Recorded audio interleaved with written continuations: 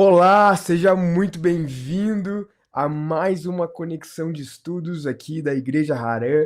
Que a graça do nosso Senhor Jesus e a sua doce paz possa entrar com tudo na sua casa, permear o seu coração e fazer desse momento, para você que está nos assistindo de noite, que faça dessa noite, você que está nos assistindo de manhã, que faça dessa manhã um momento especial junto ao Senhor, nessa mesa de conversa.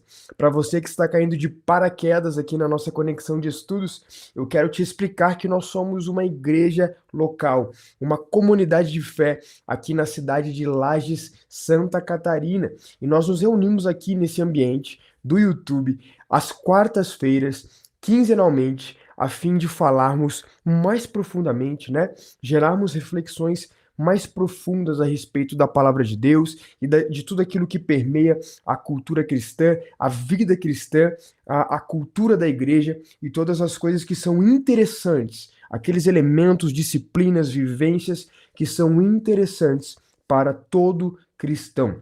Eu quero te saudar mais uma vez e te pedir para que você possa disparar o link dessa estreia para todo mundo que você puder disparar. Manda para a família, manda para os seus amigos, para os seus irmãos na fé. É muito interessante que todos nós nos assentemos, cada um na sua casa aí, senta no sofá, senta na mesa da cozinha, vai para a cama, mas que nós possamos juntos, né, em espírito, estarmos sintonizados, assentados nessa mesa, partilhando desse momento. Se você não pegou seu cafezinho, vai buscar, não pegou um chazinho, corre para pegar. Eu já tô com a minha aguinha tônica aqui preparada para fazer desse momento um momento ainda mais especial.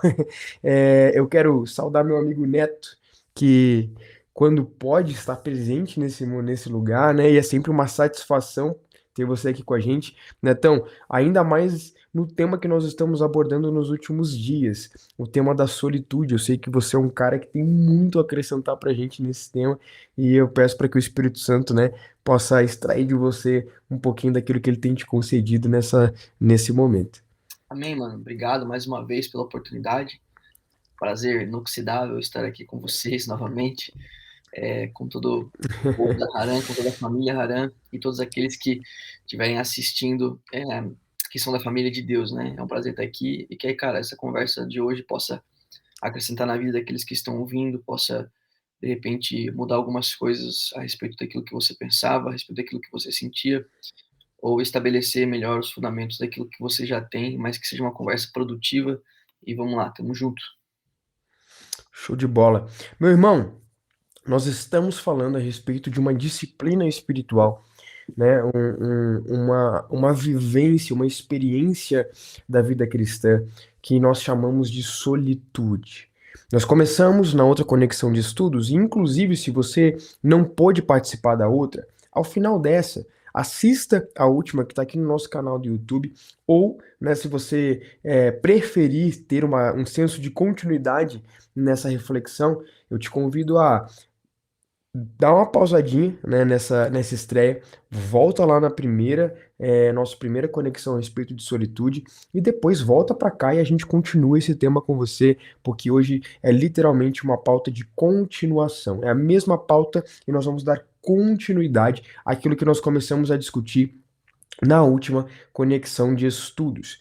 Falar de solitude é um grande desafio, afinal de contas, nós estamos em uma geração que disse ser conectada, né? Talvez nós estejamos assistindo muita coisa uns dos outros, mas de conexão nós estamos cada vez mais vazios. Talvez nós saibamos muito superfluamente da vida uns dos outros, para onde foi, o que comeu, o que fez, o que deixou de fazer, onde trabalha, onde não trabalhou, quem ofendeu e para quem pediu perdão. Nós sabemos de tudo aquilo que é postado, de tudo aquilo que faz parte das redes sociais, mas por vezes nós somos apáticos, estamos distantes das verdadeiras conexões que um relacionamento cristão, que a Bíblia, né, nos encoraja a ter, relacionamentos saudáveis. E nós terminamos a conexão de solitude da outra semana justamente falando sobre como a disciplina da solitude ela vai te levar a edificar ainda mais os seus relacionamentos. Como a disciplina da solitude vai te levar para um lugar de crescimento espiritual, ao passo em que você vai ser uma pessoa melhor para as pessoas que te cercam, sejam seus parentes, seus familiares, ou seus amigos, seus colegas de trabalho. A tarefa da solitude é gerar em nós alguma coisa e, portanto, gerando em nós alguma coisa, nós passamos a servir melhor as pessoas. E puxando então esse gancho daquilo que nós estávamos conversando, eu quero te levar à condução do próximo ponto que nós temos a discutir hoje. E o próximo ponto diz que a solitude te ajuda a controlar a língua. Nós falamos que a solitude te ajuda, falamos em primeiro lugar, que a solitude nos ajuda a colocar nossos pensamentos no lugar. Em segundo lugar, que a solitude fortifica os seus relacionamentos. E hoje vamos falar que a solitude te ajuda a controlar a língua.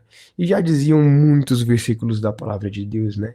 Que o órgão mais difícil de domar do homem, aquilo que é mais difícil de se domar no homem, é a sua língua. E você vai entender a importância da solitude justamente do controlar as suas palavras hoje, através da palavra de Deus e dessas reflexões.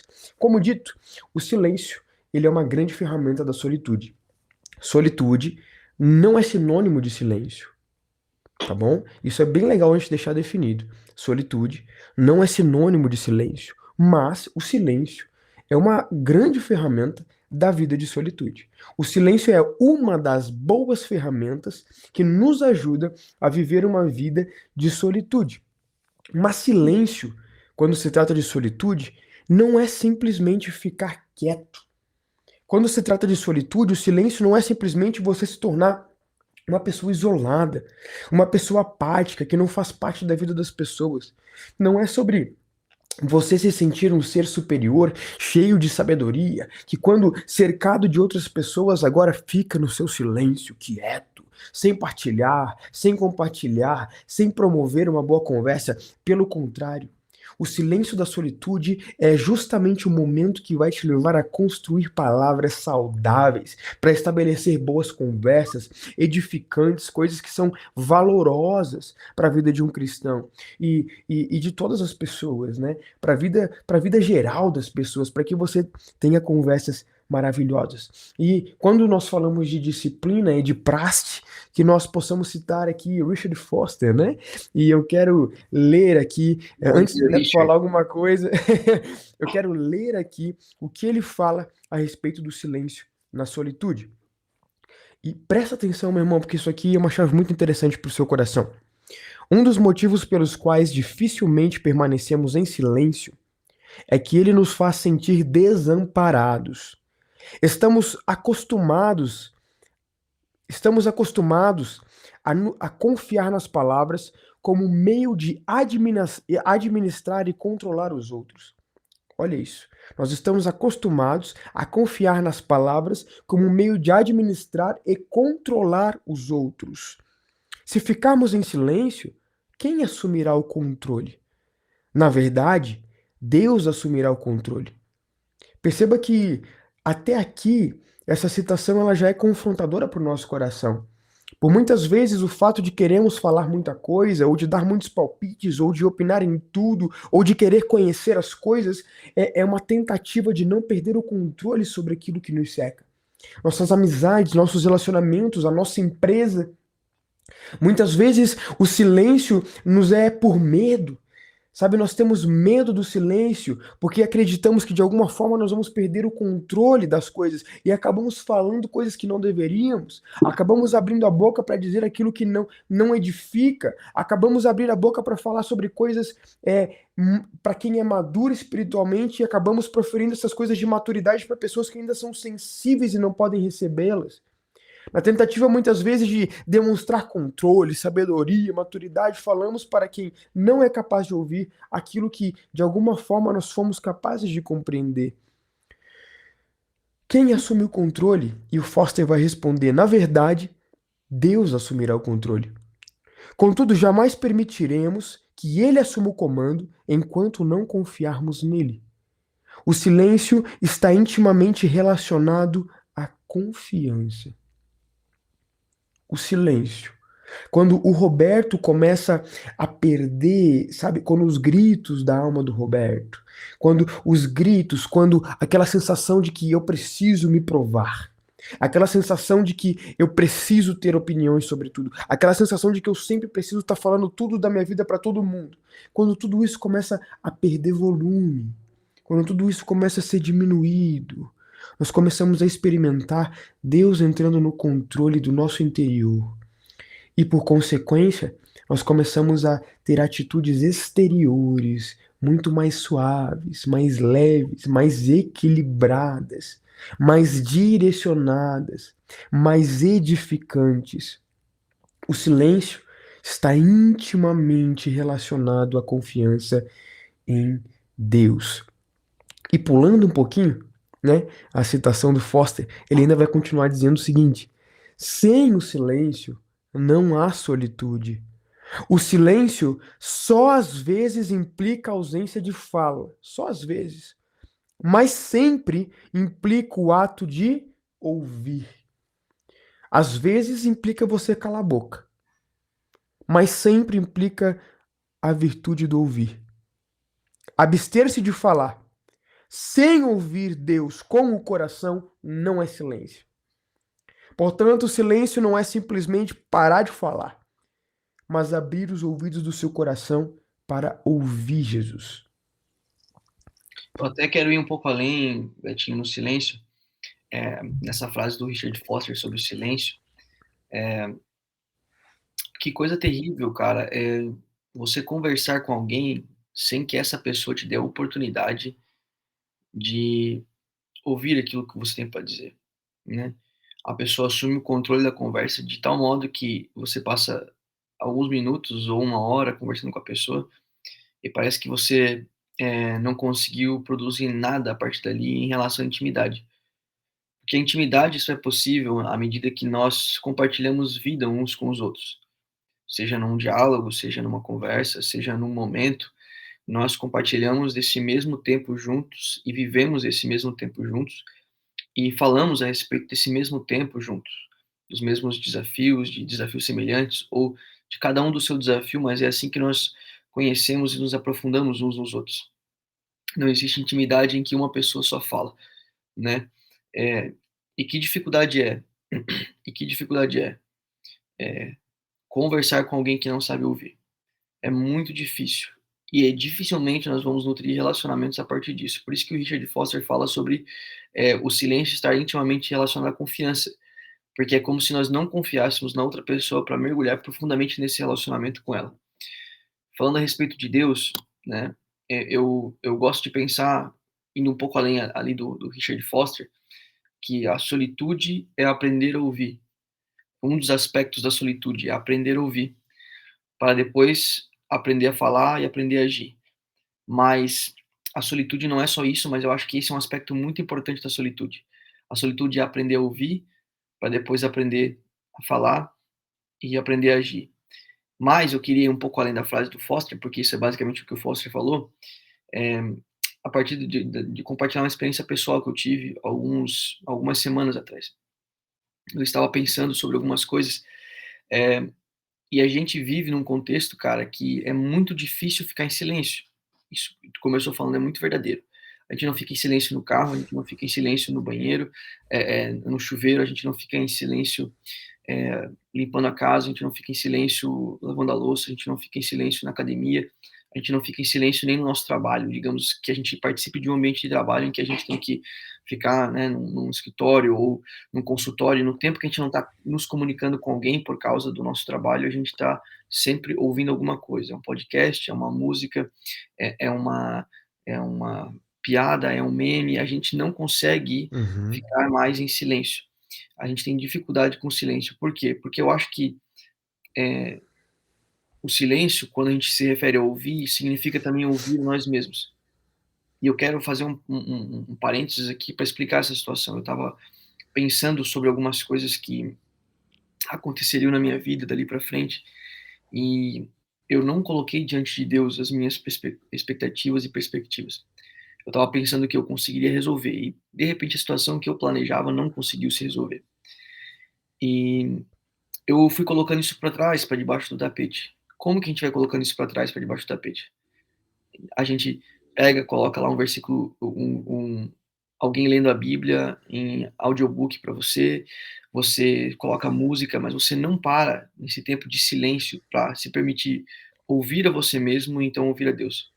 Porque eu vou dizer para vocês que a experiência da solitude é uma experiência difícil no começo, por quê? Porque você vai ter muita coisa dentro de você que não está sendo ouvida. Os seus pensamentos vão entrar na sua cabeça, porque você vai ficar em silêncio, sem música, sem som. Tirar 5 minutos de silêncio, vai parecer que nada daquilo foi frutífero, porque os seus pensamentos dominaram quem você é. O problema é que isso acontece porque nós não damos tempo nem para nós pensarmos a respeito daquilo que nós estamos vivendo. Quando a realidade do silêncio acontece e nós entramos nesse lugar de solitude, nós precisamos primeiro aprender a ouvir nós mesmos. Quando nós aprendemos a ouvir nós mesmos, entendermos as nossas necessidades, entendermos aquilo que nós temos colocado para debaixo do tapete, então nós vamos aprender a ouvir Deus nesse lugar de solitude. Mas solitude, antes de tudo, é um lugar de aprender a ouvir. Eu estava deixando essas coisas para debaixo do tapete. Eu acordei um dia de madrugada, muito cedo, assim, era 5 horas da manhã, eu acho, e não consegui mais dormir. E eu pensei, a primeira coisa que eu pensei em fazer foi, eu vou direto pro celular, vou colocar um vídeo para passar o tempo, pra até eu sentir sono novamente e tal. Porque eu não queria passar naqueles dias que eu estava vivendo essas situações, eu não queria parar e pensar a respeito daquilo que eu estava vivendo. Então eu falei, não, eu não vou, cara, eu vou ficar aqui, deitado na cama, só pensando em silêncio. E quando eu comecei a pensar tudo aquilo que eu tinha jogado para debaixo do tapete, mano, veio à tona, diante de mim. E eu comecei a chorar, porque eu pensei, cara, olha quanta coisa que eu estava guardando tipo, uma situação miserável que eu estava vivendo, colocando tudo Uhum. embaixo do tapete, tentando resolver as coisas com barulho, com distração, tentando resolver as coisas do meu jeito. E quando eu parei para ouvir aquilo que eu estava vivendo, foi quando eu consegui parar para ouvir a Deus também. Depois de chorar, de pensar sobre aquilo que eu estava vivendo, então eu consegui passar aquele momento de me ouvir para então ouvir a voz de Deus falando comigo naquele tempo. Essa é uma experiência pessoal, não significa que vai acontecer com todo mundo. Mas eu acho que é importante a gente ressaltar esse aspecto de que é, o barulho pode muitas vezes funcionar como distração para nós não resolvermos os nossos próprios dilemas. E a disciplina da solitude, um tempo de solitude, nos permite aprender a ouvir, primeiro a nós mesmos e então ouvirmos a Deus. Porque vai chegar uma hora que a gente vai ouvir suficiente nós mesmos. A gente vai entender o que que eu vou ouvir a partir de agora. Se eu não ouvir Deus, eu não vou poder ouvir mais ninguém. O problema é que nós não ouvimos nem nós mesmos. E parece que o tempo de solitude, quando a gente começa a fazer ele, se torna um tempo só de a gente reunir os nossos pensamentos. O tempo de solitude e essa disciplina vai nos permitir diariamente, à medida que nós praticamos ela, a esquecer um pouco de nós mesmos, porque nós já temos aquilo que nós sabemos e que nós queremos e que nós pensamos estabelecido em nós, para começarmos a ouvir cada vez mais a Deus. E ouvir a Deus implica em Deus nos dar direção, ação e propósito.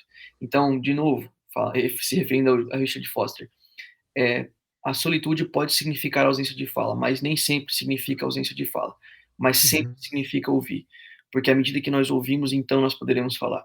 Eu acho que é esse lugar de importância. Eu quero deixar uma coisa clara, num relacionamento normal aqui, quando eu e o Betinho estamos conversando, trocando ideia, ele visita aqui em casa, eu vou na casa dele, nós dois conversamos. Ele me ouve, eu ouço ele, a gente conversa, troca ideia. Mas, gente, nós estamos não só chegando diante de uma pessoa aqui, do nosso amigo, do nosso parente, do nosso cônjuge, do nosso namorado, namorada. Nós estamos chegando diante de Deus.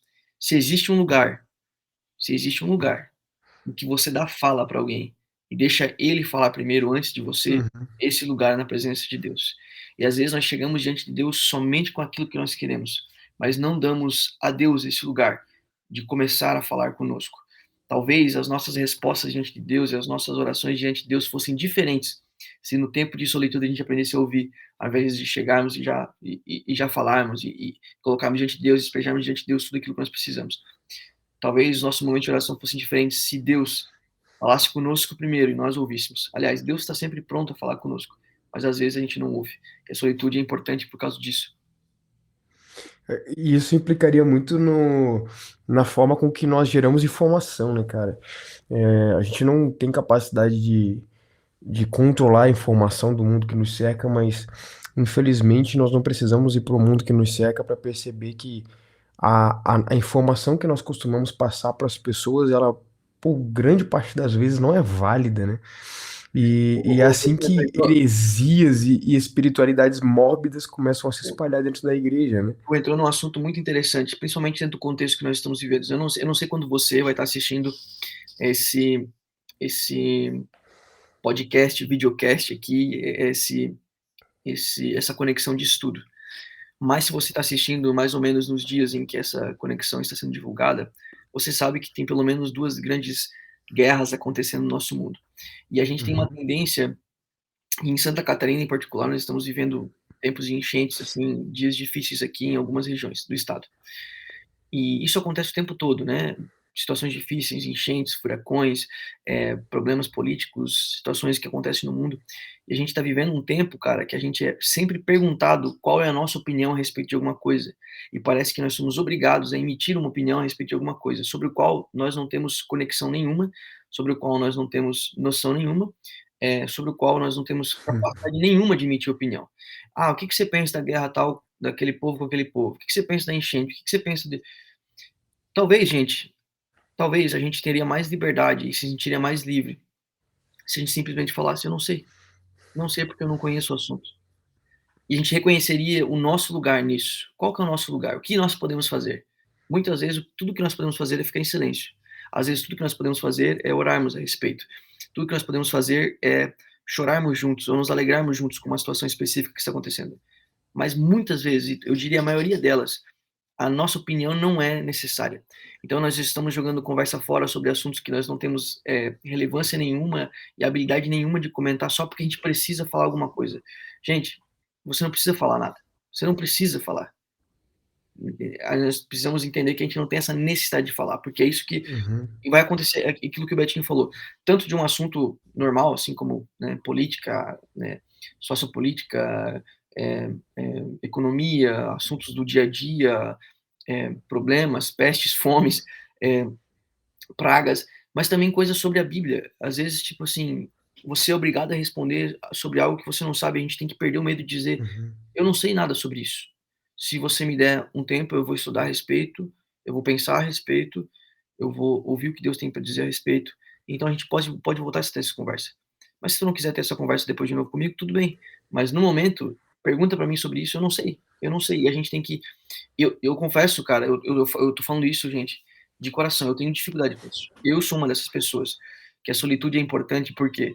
Porque eu quero ter opinião sobre tudo, eu quero falar sobre tudo, mas, assim, ó, 95% das vezes a minha opinião não vale 2 centavos, porque não gera transformação, não causa mudança e não gera ação para transformação dessa situação em particular. É só porque eu quero falar. Então, a gente tem que aprender a dizer: "Não sei a respeito". Não sei, e vou pensar, vou estudar, ou às vezes só dizer não sei, não sei o que dizer a respeito, se você souber, por favor, estou apto a ouvir. E não, né, entrar no erro de eh, entrar numa entrar em ignorância, sabe? A gente às vezes cai num lugar de ignorância porque a gente fala besteira e a gente fala coisas sobre as quais a gente não sabe, dá opiniões sobre as quais a gente não tem noção nenhuma, eh, fala besteira tanto bíblica, quanto social, quanto política, quanto filosófica. Por quê? Porque a gente, ao invés de estudar e aprender e ouvir sobre aqueles gigantes que já viveram antes de nós, não, a gente só quer emitir opinião, sem conteúdo nenhum, sem habilidade nenhuma. E às vezes o silêncio é muito mais sinal de sabedoria do que nós abrimos a boca para falarmos algo a respeito. Até porque grande parte daquilo que nós reproduzimos, e isso é uma falha que todos nós cometemos, né? O Neto se colocou na postura de dizer que cometeu essa falha, tal como eu acho que todo mundo tem um pouco de dificuldade nessa questão do reconhecimento do não saber. E conta-se uma história, né, de uma antiga escola de filosofia muito procurada, e diz que uma das formas de aprovação de um discípulo dentro daquela escola era que ele estivesse frente ao mestre e aos outros discípulos que estavam todos com algo combinado. O combinado era que seria feita uma pergunta para aquele concorrente, para aquele candidato, impossível de ser respondida. E o objetivo é que aquele candidato pudesse dizer sabiamente, não sei. Ao passo em que ele falasse não sei, todos estavam convocados, né, a zombar dele, a dizer que ele era tolo, a dizer que ele não era competente para estar ali. E num segundo momento, o mestre perguntava novamente a mesma pergunta, e respondendo ele não sei pela segunda vez, ele era admitido como parte de uma escola filosófica. Eu acho isso muito interessante, Porque quando o dizer não sei não é parte daquilo que conhecemos. Por muitas vezes nós valorizamos demais aquilo que a gente conhece, sabe? Dizer não sei é parte daquilo que nós somos como um ser moral.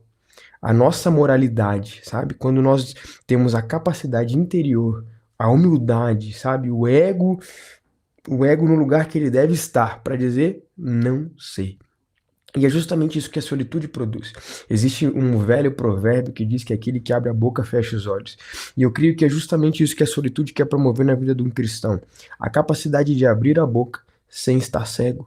Né? A capacidade de falar, a capacidade de questionar e de responder, sem que ele esteja cego para aquilo que ele está vivendo. Isso é discernimento, né? E isso é o discernimento que nós precisamos procurar no Espírito Santo. Não é sobre saber simplesmente, mas é sobre saber quando falar, o que falar e para quem falar. Eu tenho larga certeza de que grandes homens da fé, como Paulo, né, ou trazendo para uma realidade muito mais próxima, como os pensadores e teólogos que nós admiramos, mais modernos, por assim dizer, eu tenho certeza que tem muitas coisas que se sabe, que se descobre, que se coloca em oração e em estudo, mas que não são coisas que a gente consegue pegar e sair falando para todo mundo. É natural que em níveis de maturidade espiritual você se torne capaz de compreender coisas que pessoas que não têm o mesmo nível de maturidade espiritual que você não têm. Isso não te faz melhor ou pior. Isso só te faz ainda mais responsável por aquilo que você está falando. Mais responsável pelas palavras que saem da sua boca. Afinal de contas, né, aquilo que te foi dado vai ser cobrado de você, na medida em que te foi dado. Então, é justamente isso. E um elemento que eu quero puxar aqui, um parênteses que eu... Posso- Pode falar, pode falar. Aham. Eu vou só usar um versículo bíblico para corroborar com aquilo que eu estou falando, já que é um estudo, uma conexão de estudo de Bíblia, educação na filosofia. Tiago, capítulo 3, versículo 1. Meus irmãos, não sejam muitos de vocês mestres, pois vocês sabem que nós, os que ensinamos, seremos julgados com maior rigor. Todos tropeçamos de muitas maneiras. Se alguém não tropeça no falar, tal homem é perfeito, sendo também capaz de dominar todo o seu corpo. Então, a respeito Amém, cara. disso, né, da responsabilidade da maturidade, entendeu? Existe responsabilidade muito maior sobre aquilo que você sabe, a partir daquilo que você fala que você sabe. E, meu irmão, quero abrir um parênteses, excelente posição, né? Excelente texto, né? E eu quero só abrir um parêntesezinho aqui, porque quando nós estamos falando sobre cuidar com aquilo que se fala, silêncio, seja mais equilibrado, se coloque na posição de ouvir mais do que de falar e por aí vai. Nós justamente vamos sendo conduzidos para aquilo que eu comecei falando lá no começo, né? Comecei falando no começo é brabo, né? Mas que aquilo que eu falei no começo, que nós somos aí tentados reflexivamente a pensar que a solução para isso é sermos pessoas caladas, apáticas, né, que se colocam de lado. E vou te dizer uma coisa, a pessoa que eu mais admiro na vida de solitude de todos, e a pessoa que mais me ensinou a vida de solitude, é Jesus. Jesus vivia perfeitamente, ele entendia completamente a importância da disciplina da solitude na sua vida. E sabe o que é interessante? Jesus não era um cara apático. Jesus não era o tipo de pessoa que estava na festa e ele ficava sozinho, isolado, como aquele que resguarda a sua sabedoria e fica sozinho meditando. Não, não, cara. Existe tempo para estar sozinho, existe tempo para meditar. Mas é aquela meditação alone, né? Sozinho, ficar lá tranquilão no seu lugar.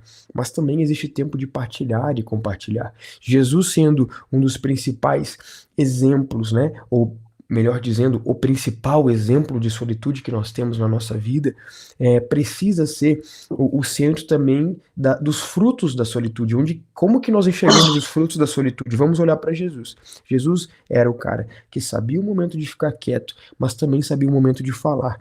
E aqui eu aprendo com Jesus que tão ruim quanto falar aquilo que a gente não deveria falar é deixar de falar aquilo que a gente deveria. Isso é muito importante você fisgar no teu coração, sabe? Tão ruim quanto você falar aquelas coisas que depois você fica com aquele remorso, aquele arrependimento, sabe? Poxa vida, não deveria ter falado aquilo, não deveria ter falado desse jeito, ou não deveria ter falado isso para aquela pessoa. Tão ruim quanto esse sentimento de ter falado demais é o sentimento de ter falado de menos. É o sentimento de saber, poxa, eu poderia ter dito algo a mais para aquela pessoa. Poxa, eu poderia ter compartilhado alguma coisa mais interessante. Poxa, eu falei só bobagem, eu poderia ter sido mais edificante. Sabe? O sentimento de falar, de não falar o que deveria, também precisa permear o teu coração no sentido de autorreflexão.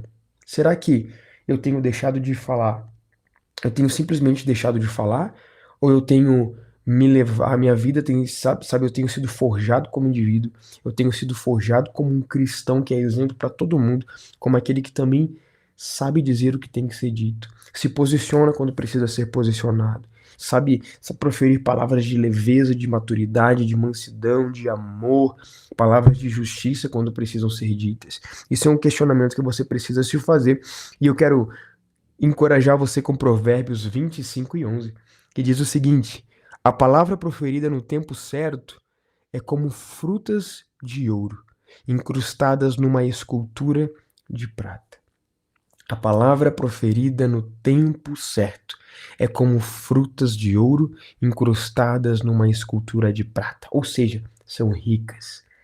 A palavra proferida no tempo certo é rica. É por isso que muitas vezes nós nos perguntamos: será que Deus nos esqueceu?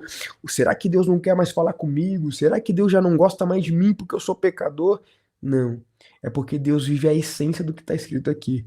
A palavra proferida no tempo certo é como frutas de ouro incrustadas. Deus não vai te falar nada que não esteja posicionado, sabe? Ele não vai deixar de posicionar palavras no tempo certo na nossa vida, no nosso entendimento, na nossa busca. Você pode ser um grande pesquisador estudioso, mas existem coisas a respeito de Deus que no tempo certo, e somente no tempo certo, ele vai permitir ser revelado ao seu coração. Cara, enquanto o Betinho te encoraja, quero te desencorajar. É, eu acho que a gente, se a gente aprender que a solitude é aprender a ouvir, acho que as nossas palavras vão ter muito mais valor quando nós as proferimos, né? E a gente tem que ter cuidado com a maneira como a gente profere as nossas palavras. Eu acho que aprender a ouvir nos ensina também a escolher com sabedoria essas palavras. Porque aqueles que falam muito, às vezes, não estão demonstrando essa sabedoria que vem do alto, daquele que ouve a voz de Deus, que ouve a realidade, que ouve a situação. É, enquanto ele te encorajou com Provérbios 25, né, falando que a palavra proferida no tempo certo é, tem valor, é um tesouro, é como frutas de ouro. É, o próprio capítulo 3 de Tiago fala que fala que a língua, no versículo 5, a língua é um pequeno órgão do corpo, mas se vangloria de grandes coisas. Vejam como um grande bosque incendiado por uma simples fagulha. Assim também a língua é um fogo, é um mundo de iniquidade. Colocado entre os membros do nosso corpo, contamina a pessoa por inteiro, incendeia todo o curso de sua vida, sendo ela mesma incendiada pelo inferno. Então, te desencorajando a falar um pouco a partir desse versículo. Uma vez, eu acho que foi em 2017 ou 18, eu posso estar equivocado nessa notícia. Aconteceu um grande incêndio no estado da Califórnia e foram descobrir a causa desse incêndio, né? Foi mais eu acho que foi 70 ou 170 mil hectares. Foi assim muita coisa, né? E foram descobrir a causa desse incêndio. A causa do incêndio foi que numa temporada de sequidão, numa temporada de sequidão no estado da Califórnia, um carro freou mais fortemente contra o meio-fio. E essa freada contra o meio-fio gerou uma fagulha. E essa fagulha encostou em alguns gravetos que estavam próximos, algumas folhas secas que estavam próximos. Iniciou-se um incêndio que não foi controlado e que depois, né, depois de algumas horas e depois de alguns dias, gerou um incêndio que, é, que queimou uma floresta inteira em um espaço de 70 ou 170 mil hectares. Sendo o menor ou maior, os dois ainda são muita coisa, né? Pensa que 1 hectare é mais ou menos o tamanho de um campo de futebol. É, então, às vezes, né, usando esse exemplo, que é uma história verídica, que algo aconteceu, a partir do capítulo 3, do versículo 5 aqui e 6 de Tiago, que fala que vejam como um grande bosque incendiado por uma simples fagulha. Assim também a língua é um fogo, é um mundo de iniquidade. Às vezes, gente, a nossa língua pode ser essa pequena fagulha que ajuda a queimar o coração das pessoas. E não no sentido positivo, não é queimar como Jesus queimava enquanto falava com os discípulos de Emaús. É queimar no sentido de causar incêndio, de destruir, de fazer acontecer. E isso vem de um lugar de sequidão, gente. Eu não quero fazer interpretação, como é que diz, pregação aqui, mas isso vem de um lugar de sequidão, tá? Isso vem de um lugar de falta de profundidade no Senhor, sabe? Essas fagulhas que saem da nossa boca, essa língua que é como um fogo que incendeia a vida de outras pessoas, vem de um lugar de sequidão, porque se nós estamos no Senhor, e de novo, é esse ambiente de solitude, de ouvir, de estar cheio da presença do Senhor, dificilmente esse tipo de coisa sai da nossa boca. Então eu quero te desencorajar a falar de qualquer jeito, a falar qualquer coisa, a emitir suas opiniões de qualquer lugar. E eu quero te encorajar com o versículo do Betinho, a entender que as suas palavras podem ser tesouros, se faladas no tempo certo, se vividas no tempo certo. Nenhuma palavra de Jesus é lançada fora. Leia os evangelhos, perceba se alguma palavra de Jesus é lançada fora. Jesus tinha compromissos com aquilo que ele falava. Ele precisava ficar em silêncio para ter compromisso com aquilo que ele falava. É muito bom essa linha de reflexão, né? Você precisa ter compromisso com aquilo que fala. Se a gente começar a medir nossa vida e as nossas palavras a partir dessa reflexão, a gente vai ver o quão podre nós somos, né? O quanto falamos aquilo que não deveríamos, o quanto mostramos aquilo que não deveríamos, o A quanto galera nos vai sair da posicionamos como conexão, não a galera vai sair da deveríamos. conexão hoje, vai colocar uma 3M na boca e vai. Vai arquivar as fotos do Instagram, cara. Vai arquivar as fotos do Instagram e deixar o perfil preto, sabe? Quando Nada. coloca só aquela fotinho preta. Hoje em dia a gente não precisa nem abrir a boca, mano. É só as frases que a gente coloca no Twitter, já umas Já é mensagens que a gente manda suficiente, no né, cara? WhatsApp. Isso é interessante, tá? Eu não sei, de novo, a gente tá falando sobre silêncio e fala, né? Mas muitas vezes não é sobre aquilo que só sai audivelmente da sua boca, mas é aquilo que você Uhum. coloca dos seus pensamentos lá É. nas mensagens do WhatsApp, nas mensagens do Twitter, nas mensagens do Instagram, entendeu? Como que você né, coloca em palavras aquilo que você está pensando e aquilo que está no teu coração. Eu quero até, aproveitando que você puxou esse ganchão aí da rede social, cara, eu que puxei, na verdade, tu só comentou, né? Mas eu quero ler uma citação do Lewis que fala disso. Ele diz que vivemos de fato, e presta atenção, né? Lewis não tá na nossa época, não. Ele tá dizendo aqui, ó, vivemos de fato em um mundo faminto por solitude, silêncio e privacidade, e, portanto, faminto por meditação e amizade verdadeira.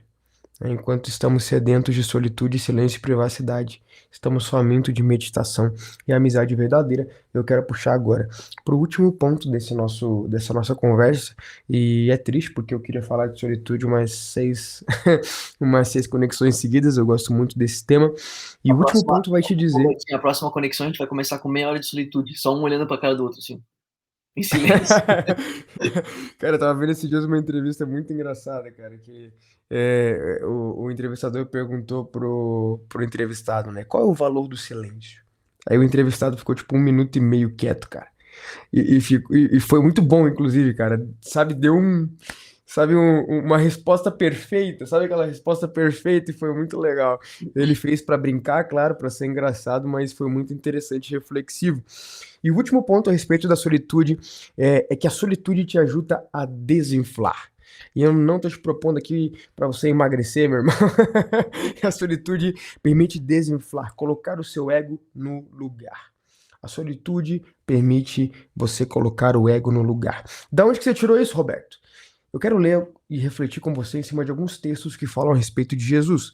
Mateus 14:13 narra que após a multiplicação dos pães, que alimentaram 5.000 homens, Jesus subiu a um monte. Então depois você pode abrir sua Bíblia em Mateus 14:13 e vai ver que depois da multiplicação dos pães para 5.000 pessoas, para 5.000 homens, né? A pesquisa era feita em homens, mas provavelmente há muito mais gente, né?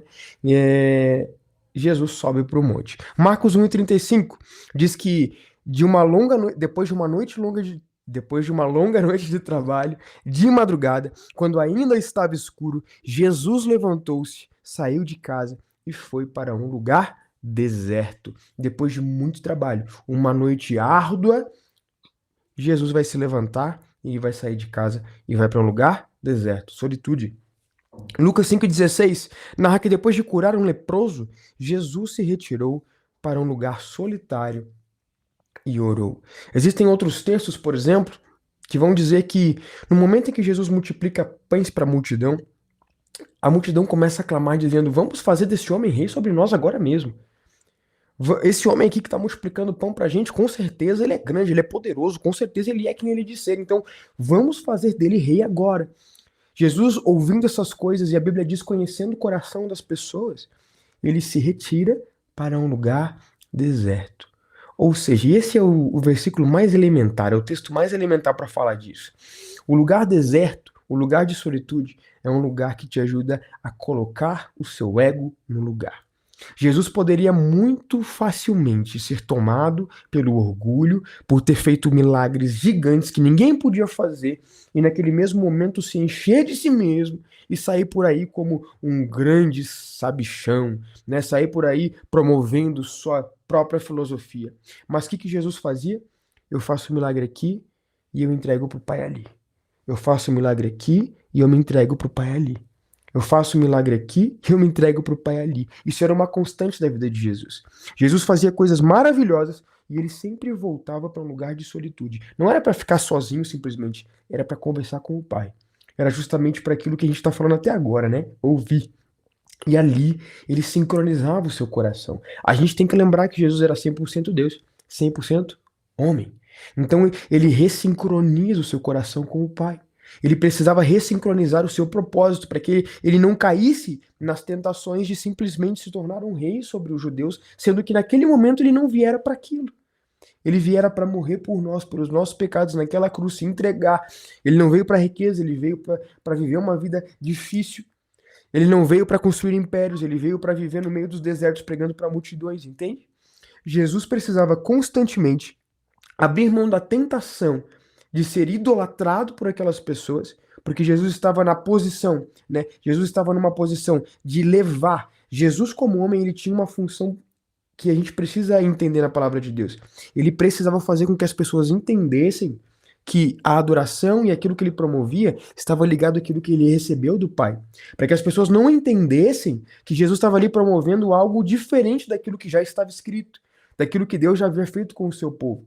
Então, para que Jesus precisava, sabe, sincronizar a mente e o coração das pessoas no entendimento de que ele viera para cumprir algo que o Pai prometeu, e não para fazer algo totalmente diferente.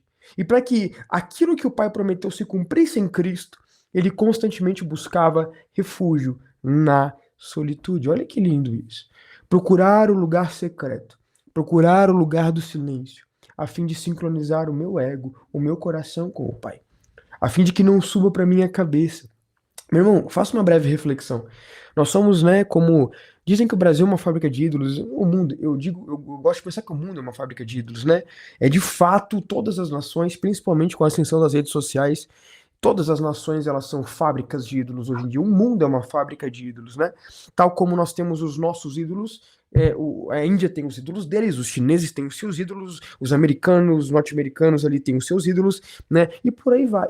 Todas as nações produzem ídolos. E olha como é interessante. Nós temos história de cantor sertanejo que entra no quarto do hotel e tem gente dentro do armário para conseguir ver, tocar e tirar uma foto. Nós temos histórias de fãs loucos, sabe? Que estão dispostos a vender coisas, a vender bens, a fim de alcançar, que seja por um minuto, a presença do seu ídolo. Nós estamos falando de um coração, de um ser humano, um tipo de gente, né? Nós somos esse tipo de gente capaz de dar a vida por um ídolo. Agora eu quero te levar a fazer uma reflexão. Imagina Jesus, que era capaz de curar leproso, multiplicar pão para todo mundo e dizia ser filho de Deus. Imagina quanta tentação não está escrito na palavra de Deus, mas que ele enfrentava de ceder o seu coração, de ceder no seu coração para pessoas que vinham apenas para, sabe, criar ali em Jesus, sabe, imagina se a gente consegue fazer loucuras. Tem gente que faz loucuras para ver o Leonardo, cara, o Leandro Leonardo, né? Fazia loucuras para ver os caras, imagina para ver Jesus. E Jesus, no meio de toda essa parada, ele precisava recolocar o seu coração em algum lugar. Eu gosto muito dessa. Eu é, acho que eu caí. não, eu acho que tu tá vivo ainda. Alô? Eu gosto muito dessa expressão, Betinho, de guardar o coração. Tem uma história que eu não sei se é folclore já ou se essa história aconteceu de verdade. O Billy Graham, né, um dos maiores evangelistas do século XX, milhões de pessoas aceitavam a Jesus, nas suas pregações e ao longo da vida dele, do seu ministério. Ele fazia eventos com 50, 70, 100 mil pessoas. Presidentes das nações o convidavam para sentar à mesa com eles, comer com eles. Ele teve a oportunidade de pregar o evangelho para muita gente importante e para muita gente ao longo da história. Então, né, se referindo ao ponto ali que você estava falando sobre, né, sobre fãs. E daí um dia ele pregou depois de um grande evento, pregou, muitas pessoas aceitaram Jesus e chegou alguém para ele no final dessa ministração, desse evento e falou: "Nossa, pastor, você pregou muito bem hoje, você é o melhor pregador que existe". E o Billy Graham falou o seguinte: "É, eu sei, eu já ouvi isso ali, Satanás já me disse isso". Então, de novo, eu não sei se é folclore, se realmente aconteceu, fato é que nós precisamos guardar o nosso coração. Nós precisamos guardar o nosso coração sobre aquilo que nós fazemos, sobre aquilo que nós falamos. Sabe o que eu percebo, Betinho, a respeito disso, né, a respeito de colocar o ego no lugar? O problema é que quando nós falamos sem pensar, só replicamos, só falamos, só discutimos sobre coisas que às vezes nós não temos nem noção, a gente precisa da aprovação das outras pessoas sobre aquilo que nós falamos. Nós precisamos que outras pessoas aprovem aquilo que nós fazemos. Pode até ser uma boa fala, pode ser uma fala, né, cristã, teológica, bem alinhada, bem centrada. O problema é que as nossas intenções não estão alinhadas com aquilo que nós falamos muitas vezes. Ou às vezes as nossas más intenções estão alinhadas com aquilo que nós falamos. E nós precisamos que outras pessoas aprovem aquilo que nós fazemos. E por procurar aprovação, nós nos colocamos nesse lugar de multidão. Quanto mais gente ver aquilo que eu faço, melhor, porque mais pessoas poderão me aprovar, né, Uhum. ou mais pessoas poderão me desaprovar. Tanto para o bem, tanto para o mal, a gente procura algum tipo de aprovação. O problema da aprovação é porque a gente não confia nem naquilo que nós falamos, porque se nós confiássemos naquilo que nós falamos, nós não precisaríamos da aprovação de ninguém, porque a gente confia naquilo que nós falamos. Se nós entendêssemos que aquilo que nós, falamos, nós recebemos de Deus, nós não precisaríamos da aprovação de ninguém, porque Deus já aprovou, porque foi Deus quem disse. O problema é que nós só vamos conseguir receber de Deus direção sobre aquilo que nós falamos quando nós paramos para ouvir. E por isso que a solitude é importante, porque se nós ouvimos de Deus no lugar de solitude, então nós entregamos para as outras pessoas aquilo que Deus nos entregou primeiro. E nós não precisamos da aprovação de Isso. ninguém. Nós não precisamos da aprovação de ninguém. Aquilo que você falou é muito importante. Jesus sabia para o que ele tinha sido chamado e sabia para o propósito que ele tinha sido chamado. E ele tinha que cumprir a missão que o Pai lhe tinha dado. Como o Pai tinha dado a missão e ele estava cumprindo a missão do Pai, ele não precisava da aprovação de ninguém. Ele não precisava que ninguém pedisse que ele fosse rei, ele não precisava de ninguém Uhum. perseguindo ele não precisava de ninguém bajulando, ele não precisava de ninguém eh eh o adorando como fã. Ele precisava apontar para a missão do Pai e cumprir a missão do Pai. Então, o lugar de silêncio para guardar o coração e o lugar de silêncio para entender que você não precisa da aprovação de ninguém, quando aquilo que você fala vem de Deus e já foi aprovado pelo próprio Deus, vai mudar a maneira como nós pensamos nossa vida. Beleza, Neto, legal, entendi. Mas eu vou falar, gente, para vocês, isso é muito difícil. Já que hoje é o dia de confessar os pecados aqui no Conexão de Estudos, gente, eu tenho dificuldade com isso, tá bom? Em níveis maiores ou menores, ninguém aqui é superstar, tem milhões de seguidores e tem gente correndo atrás de nós. Isso não acontece, pelo menos comigo não acontece. Com o Betinho, né, o Betinho é superstar em live, Uhum. Ah, tá bom. é outra pegada. Mas, o que eu me refiro é que em níveis diferentes, em medidas diferentes, todos nós, de algumas maneiras, procuramos aprovação sobre aquilo que nós fazemos, sobre a maneira como nós nos portamos, sobre como nos vestimos, sobre como Uhum. falamos, sobre o grupo do qual participamos. Nós não precisamos ser aprovados por ninguém. O problema de nós constantemente precisarmos sermos aprovados é que isso vai, moldando o nosso coração a esse lugar de egocentrismo. As coisas passam a ser sobre nós, tanto coisas boas quanto ruins passam a ser sobre nós. Uhum.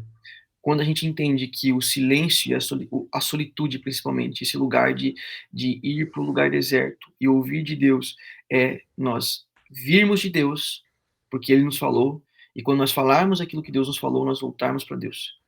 Nós entendemos que o lugar de saída e o lugar de entrada é Deus.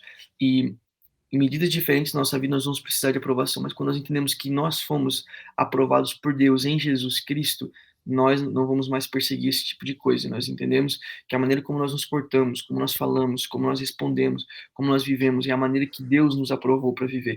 E isso vai gerar um tipo de sentimento de confiança Uhum. que não é fácil de se obter, não mesmo. Muitas vezes a gente vai voltar a esse lugar de aprovação, de pensar perguntar o que os outros estão pensando a respeito de nós, ver quantas pessoas estão fazendo ou gostando ou entrando na onda daquilo que nós estamos fazendo. A gente vai voltar para esse lugar, mas quanto mais nós voltarmos para o Senhor Jesus, terminou de fazer aquilo que Deus te mandou fazer, volta para a presença de Deus. Quando mais nós voltarmos para esse lugar da presença, de ouvir, da solitude, desse lugar de você e Deus, de ouvir Deus, quanto mais nós voltarmos para esse lugar, mais nós entenderemos que nada disso é sobre nós, sobre o que nós precisamos, Uhum. sobre o que nós queremos, sobre as nossas vontades, nossos desejos. É sempre esse lugar de apontar para Jesus e para sua missão. E o problema é quando as coisas começam a ser sobre nós, no nosso coração, né? É que nós começamos a receber as ordenanças de Deus e as correções de Deus como ofensa, ao invés de recebê-las como amor, né? Então, se é sobre mim, eu preciso de um Deus constantemente me bajulando. E aí eu começo a enxergar Deus como um Papai Noel que precisa ficar suprindo tudo aquilo que eu quero. E quando ele não supre, eu não recebo isso como lição, como processo, como aprendizado, como um Deus de amor que sabe de tudo sobre mim e sabe quando derramar e quando não derramar algo. Pelo contrário, eu recebo as disciplinas do Senhor como uma ofensa. Afinal de contas, eu, o perfeitinho, afinal de contas, eu, aquele que ora todos os dias, 3 vezes ao dia, afinal de contas, eu que jejuo 2 vezes por semana, afinal de contas, eu que não tenho o pecado do meu irmão, né? Esse ego inflado que recebe as disciplinas do Senhor como ofensa. E aí você já perde a capacidade de olhar no espelho e ver a sua miséria. Perde a capacidade de olhar no espelho e ver o quão você é um miserável, totalmente dependente do Senhor. Até pro teu cabelo cair no chão. É pela graça do Senhor, né? Até para você abrir os seus olhos pela manhã. Quando o teu cílio cai, você nem percebe. É pela graça do Senhor que tudo isso acontece. E o Neto falou justamente ali sobre encontrar o Senhor na solitude individual, no silêncio, com o exemplo do Billy Graham. E o Tim Keller, né, nosso queridão Tim Keller, ele teve uma frase muito emblemática a respeito disso, onde ele diz que se você não fica constantemente surpreso com a graça de Deus na solitude, não há como isso acontecer em público. Se você não, sabe, se você não se depara, se você não se surpreende com a graça de Deus na solitude, se você não busca na solitude experimentar Deus, não vai ser em público que isso vai acontecer, meu irmão. Pelo contrário, na solitude você se enche para que em público você transborde. Tenha isso no seu coração. Na solitude você se enche para que em público você transborde. Marcos 6:31, olha que interessante. Jesus estava ensinando os discípulos a serem alguém, né? A ser pescador de homens, nas palavras dele. E Marcos 6:31 narra que, ali no capítulo 6, narra que Jesus envia os discípulos para uma missão de pregar e curar. E eles vão na missão de pregar e curar. E quando eles chegam, né, depois de um tempo, eles esperam fazer um monte de coisa com Jesus, provavelmente. Vamos fazer uma festa, vamos comemorar. O que que a gente vai fazer agora? Vamos se ver de novo, vamos contar as histórias. Vamos começar sabe, senta aqui comigo, meu irmão, vamos ver o que que aconteceu com você, como que foi para ele, como que foi para aquele. Mas Jesus recebe-os e os convida para um lugar deserto. Olha que lição. Antes de eu ouvir, né, tudo aquilo que vocês foram capazes de fazer em meu nome, vamos para um lugar deserto para vocês lembrarem de quem enviou vocês. Isso é muito interessante, cara.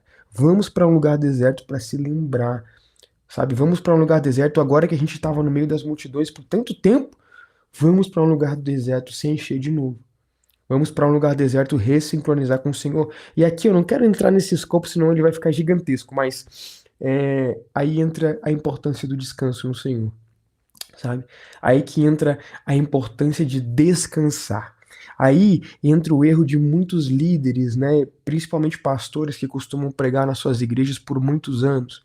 Prega-se 30 anos sem parar e sem cessar, e quando se vê você já está esgotado, você só está repetindo que você um dia, o que já transbordou em você, porque você não entendeu esse princípio de eu tô no meio da multidão, agora eu vou pro meu lugar de descanso. E eu vou me encher de novo para transbordar de novo. Isso é fundamental. Eu quero perguntar se o Netão tem alguma consideração final para a gente fazer, e depois eu quero te encorajar com mais um versículo da palavra, mas eu quero perguntar o que, né, de tudo, toda essa questão da solitude, cara, qual que é a grande mensagem que você quer deixar para o pessoal? Marcos, capítulo 12, desculpa, a partir do versículo 28. Jesus é perguntado qual é o maior mandamento da lei. E provavelmente você conhece esse versículo, se não conhece, depois você olha lá em Marcos, capítulo 12, versículo 28. Ele vai falar que o mais importante é amar o Senhor, Deus acima de todas as coisas, e o segundo, depois deste, amar o próximo como a si mesmo. Jesus, aqui em Marcos capítulo 2, está fazendo uma referência a Deuteronômio capítulo 6, versículo 14, que é a chamada Shema. Shema é o nome de uma oração que os judeus faziam todos os dias, ao se levantar e ao se deitar. Eles amarravam essa oração nos braços e amarravam essa oração nas testas. E essa oração dizia: Ouça, ó Israel. Começava assim. Ouça em hebraico significa Shema. Então, eu não sei quem é o autor, não fui eu que inventei isso, e eu não consigo lembrar de quem é o autor agora, nesse momento. Mas ele fala que, antes do mandamento 1, que é amar a Deus acima de todas as coisas, e do mandamento 2, que é amar o próximo como a si mesmo, tem o mandamento 0, que é ouça. Ouça, ó Israel. E eu quero terminar com essa mensagem, que nós possamos aprender a ouvir antes de praticar. Ouvir é um passo extremamente importante.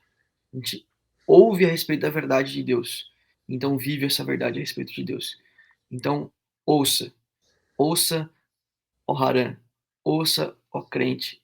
Ouça, ó não sei aonde que você estiver. Ouça. Tenha isso como um mandamento 0 na sua vida. Ouça. Ame a Deus e ame o próximo. E eu quero terminar essa conexão com um emblemático texto, né, do povo hebreu, que está descrito lá em 2 Samuel 6:13, que é uma grande narrativa onde Davi, ele lembra-se da arca do Senhor e ele vai em busca dessa arca, né, a fim de trazê-la para casa, a fim de trazê-la para perto. E a Bíblia diz que no processo de conduzir a arca do Senhor para, para o centro, né, do governo de Davi, eles levavam a arca. 2 Samuel 6:3, quando os que levavam a arca do Senhor tinham dado 6 passos, Davi sacrificava um boi e um animal gordo. Olha que interessante. Aqueles que estavam no ofício, no trabalho, carregando o bem mais valioso que eles poderiam carregar, que era a arca da presença, era a arca do Senhor. E a cada 6 passos que eles davam carregando aquela arca, eles paravam. E não era uma arca levinha, não, como você está imaginando, tá?